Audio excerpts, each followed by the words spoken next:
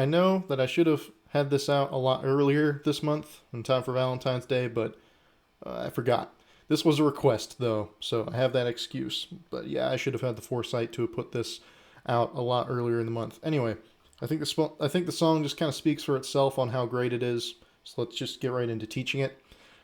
There's a decent amount of different guitar parts for this. The song is not hard to play, but there's just a lot of room where if you really just want to strip it down to its bare bones and just have sort of a strummy acoustic song, you can do that. But you can also do what they like to do live sometimes and have it arranged for a lot of different instruments. Because there's a couple different guitar parts. There's 4, in fact. For the sake of this lesson, I'll just break it down to just categorizing them into 4 parts. There's on the album version, of course, there's the acoustic rhythm, which is basically just a guitar with an acoustic guitar with just strumming the chords, basically. And I'll teach that first. That's mostly what I tried to play in the intro, because I figured if you want to just basic chords of the song, just break it down. It's really nice to just sit and play. There's the what I'll call electric rhythm, which is, you see Deaner playing it live, which we'll get into it, but it's basically like this.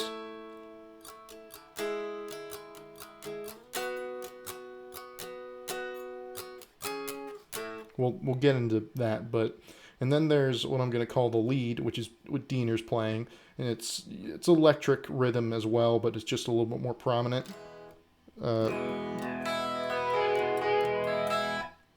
And then there is the lead fills, which,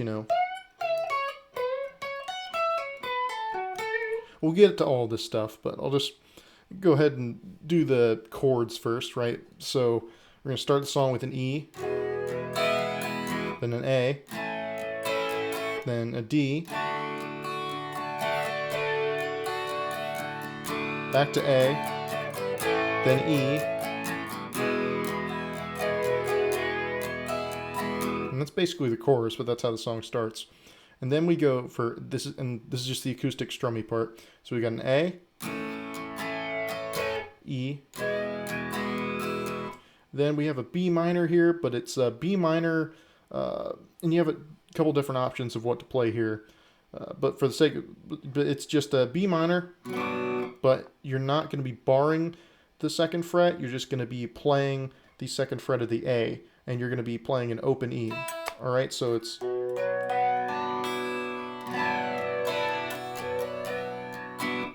right, and then he kind of slides up and does this, hits that octave, which is just 4th of the A, 6th of the G. All right, so that's just all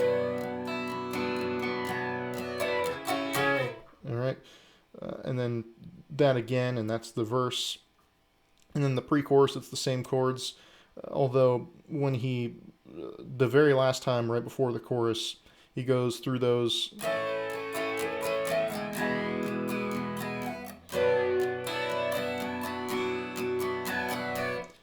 And I'm not sure if he goes, I think the last time he doesn't do the, like right before the chorus. I think he just goes straight to the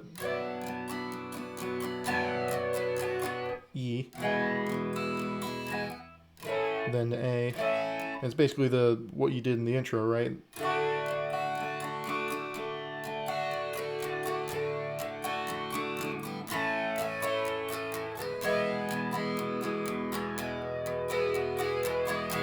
And I wanna know, do you feel the same way?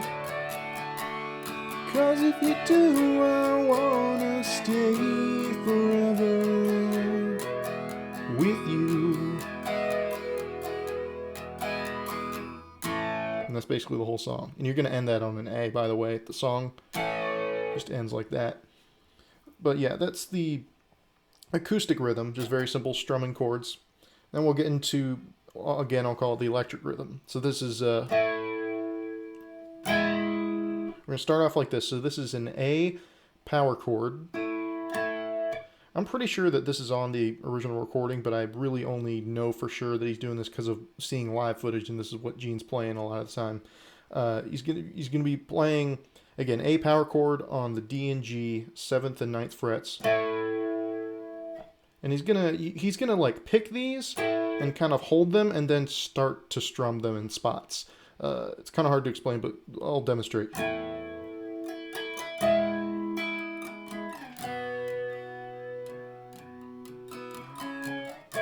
You know, it kind of does that, right? He's definitely not going... You know, it's just more of a subtle... like that kind of thing. Anyway, so start off with that power chord, and then you just do that, but move the D string down to the 6th fret. Alright, and then up to this power chord here. Well, actually, he sort of does this. He does... Alright, so this is an octave of the 2 on the A, and then the 4 on the G, and then muting the B and muting the D, and an open E, open high E. Alright, so... And then he slides up and does that same thing he did with the basic strumming part, right? And then he does that again. And then that way again. And then he does... Then he goes up here and does this power chord, which is on the 9th and 11th on the D and G. And then slides up just a whole step higher on the 11th and 13th. Alright. And then for the chorus, or I guess you call it the pre-chorus, he's going to do that again.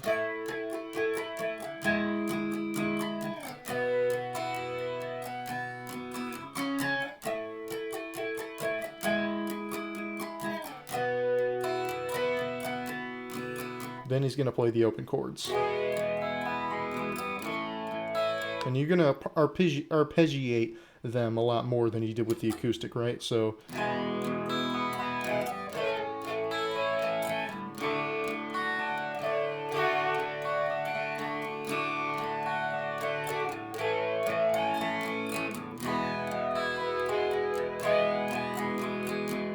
that's basically it.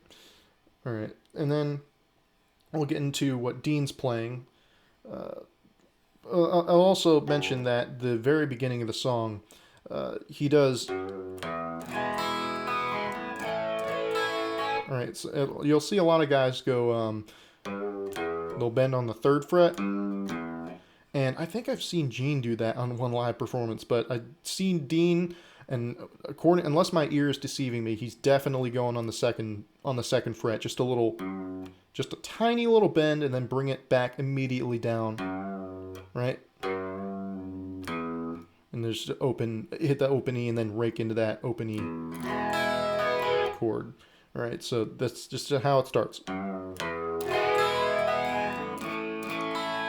And by the way, for that, you do that every time when you lead into the chorus. And I wanna know. You do that every time you lead into the chorus, right? And then for that D, to sort of emulate, I'm not gonna teach you all the parts that what is it? The slide, that steel guitar, I believe. I'm feeling like an idiot if I don't remember the exact name of that instrument, but it's steel guitar, slide guitar, whatever. To sort of emulate what that's doing, I like to, during the chorus, go...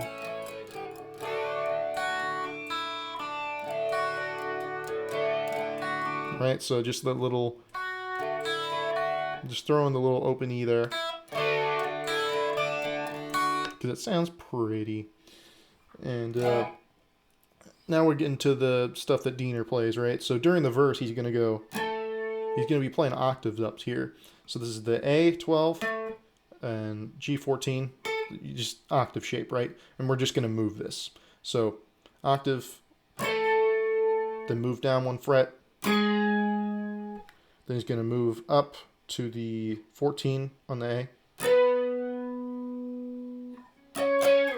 And he's going to slide up there, right?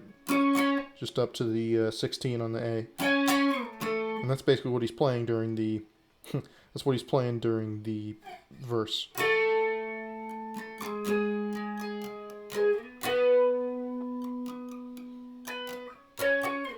And live, he does that same thing that Gene does with where he's kind of strumming it. but on the recording it sounds to me like he's just sort of hitting it and holding it, right? Really nice sound with all the other stuff going on.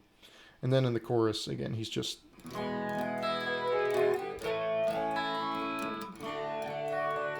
he's picking along, right? And then we get into the lead fills, which sound very lovely, but they're not hard to play. But it is important to get that feeling right when you're... that vibe. So we're going to slide up. There's 4 of them. This is the first one, so on the D string, we're going to slide up to the 16th, then hit the G twice on the 14, and slide back down every time. And we're going to hit that, and then we're going to slowly bend up.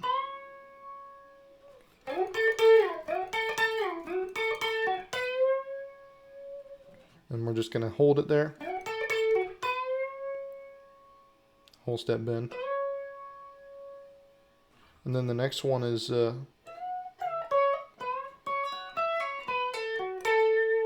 alright, so that's whole step and then mute it on the 17th of the B. And then bring it back down. And 14 on it, and then whole step on the 16th of the G, and then 14 on the B, 14 on the E, 17 on the B, and pull off there. You could also pick, then on the G, pull off there. Alright, so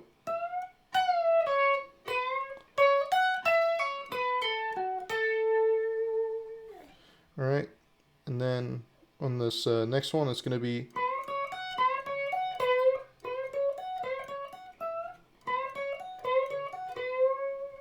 right. Alright, so that's just whole step.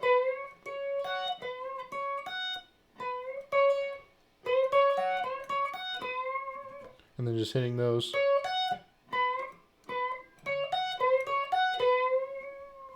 And then on the last one, it's going to be, and I love this lick. Alright, so we're just hitting the 17th of the B, and then we're doing a little half step, then half step down on the 14th of the B. You can go down or up, whatever's more comfortable for you. Me, I tend to go down on this particular one. Alright, so then G16. And then he's going to slide up from what I can tell. He slides up there on the D. You can hammer on or slide there, but I think it sounds better if you slide on the D. And then it ends like that, right?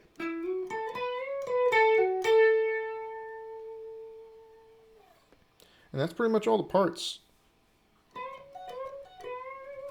Alright. Yeah, that's pretty much all the parts. Thank you so much for requesting this. I can't remember your name at the moment, but I'm sure I will after I do your next request. Spoiler alert. He knows what it is, but the rest of you don't. So I'll make sure to say your name during that next video. Thank you for this beautiful request. See you guys for the next sweaty suggestion.